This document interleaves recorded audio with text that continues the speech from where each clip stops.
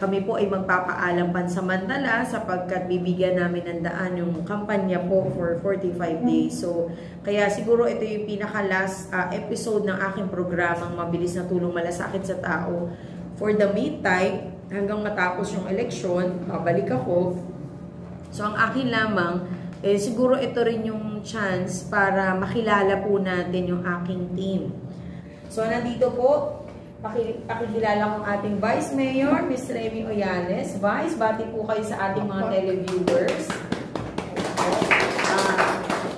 Isang pagbati po ng maligayang araw, lalong-lalo na po lahat ng televiewers na mga Manilenyo. Ako po, ang kanyang vice alcalde na si Remy Oyales. Ako naman po ay nakapaglingkod sa Court of Appeals, sa Manila Barangay Bureau, and until now, nakasama ko na nga po si Superhero, Maratamundong, very optimistic na with our team, lahat po ng pangarap ninyo, lahat po ng pangarap ni Mayora, sama-sama po namin gagawin sa tulong po ninyo.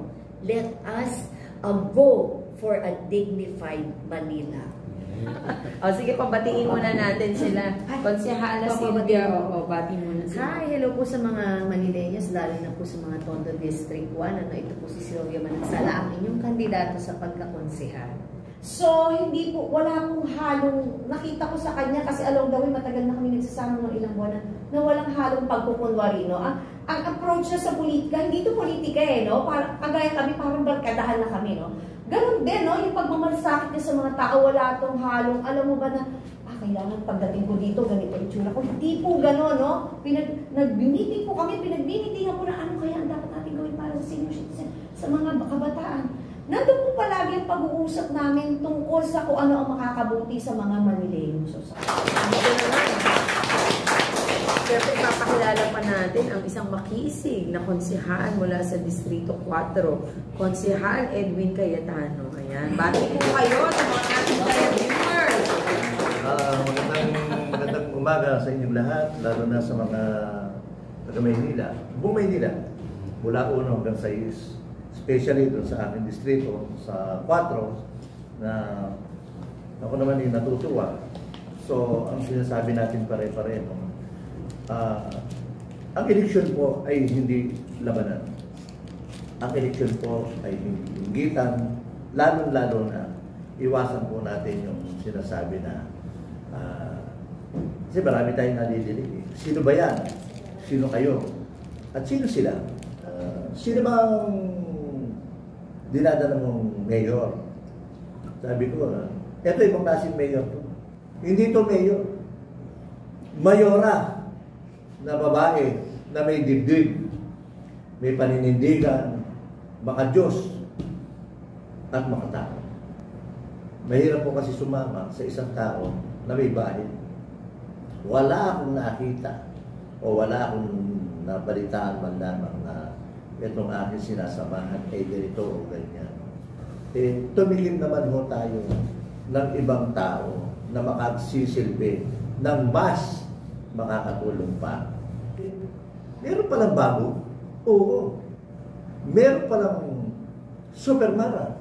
Ba, okay ito Hindi Maratamundong, Supermara.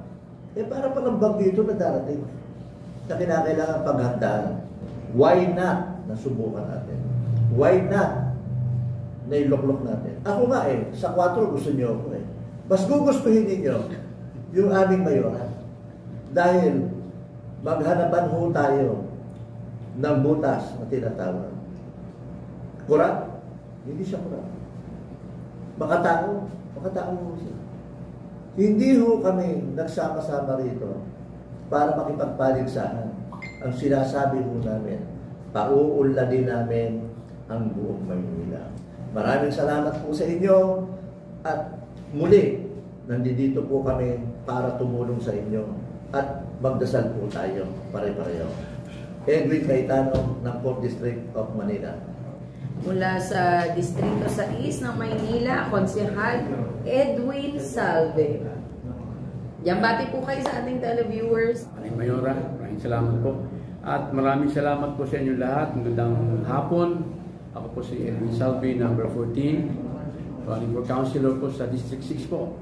At maraming salamat dahil meron na naman tayong panahon para makapag-share, makapagsalita kung ano yung maganda na gagawin natin sa Manila, kung ano ang kinabukasan ng Manila. Ano po?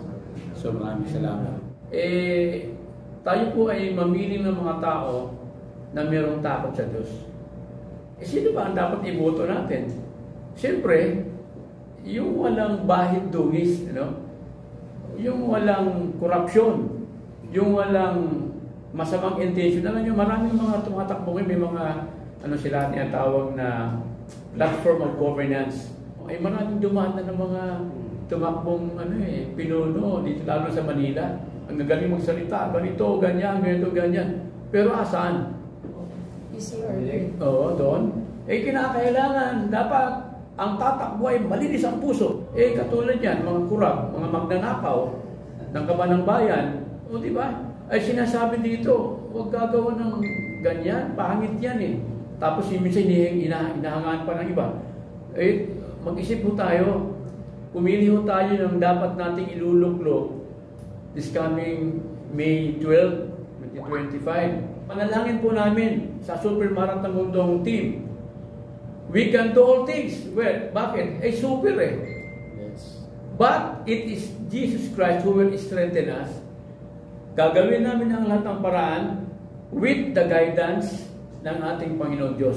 Kaya maraming pong salamat. Ito ay parang pinaka-last episode namin for for our program Mabilis na Tulong Malasakit sa Tao, kasi nga bibigyan daan natin yung kampanya po natin at syempre susundin natin ang batas, kung ano po yung batas na itinalaga pati ng ating COMELEC, ay kailangan tayo yung number 1 na sumunod. Kaya ito po ay tribute ko para sa ating team na masigit tayong makilala ng taong bayan dahil bibihira lang po na marinig nila ito sa atin. So, syempre, siguro para masigit tayong makilala ng mga kababayan natin, yung mga nanonood sa atin, na sinasabi nga, pinupuri tayo, na magagaling tayong lahat. So, yung ano ba yung vitamins nyo na ininom nung paso? Yan muna siguro itatanong ko, ano ba yung mga vitaminang tinake nyo? Consel Edwin Cayetano. Kasi ano lang to mga small things na parang paano. Ano po yung gatas nyo nung bata? Naggatas po ba kayo noon? Yung powder? Actually, pagka tinanong yung vitamins, pulong vitamins talaga. We don't take na sinasabi natin na binibili sa grocery kung ano. Kami po ay breastfeeding. Ayun. Kaya sa halat trivia, kasi gusto nila curious sila, bakit ang gagaling natin? Ano ba mga kinakain natin everyday? Kasi pagiging street smart ko, natutunan ko yung palita ko. Host pa naman vitamins, yung tiki-tiki lang tayo, Tiki-tiki lang. Gano'n, Tututukan kasi bagay, di lang vitamins, talagang may full support ng family. Konsehal Edwin Salve, nag-daddy ba kayo ng bata? Well, actually, tama po yun, breastfeeding talaga. Talaga po? Para... Hanggang ilang taon kayo nag-date? Ay, date breastfeeding. Hanggang ilang taon? Well, hindi ko, matanda. Hindi niyo matandaan. Pero, talagang at the early stage of breastfeeding. Breastfeeding pa rin. Kaya, yun the most, kasi yun ang yun ang natural. Yun ang natural na sustansya. Si Vice naman, Vice, pwede mo ba matanong saan galing ang inyong katalinuhan? Yung sa akin naman, naalala ko kasi, aside from binespid din po tayo ng nanay natin, naalala ko yung kinikwento nila, yung pinapainom kami, ano po ba? Yung na parang sa sa sinain. Sustansya. Sa bigas, di ba, papakuluan, tapos ginagawang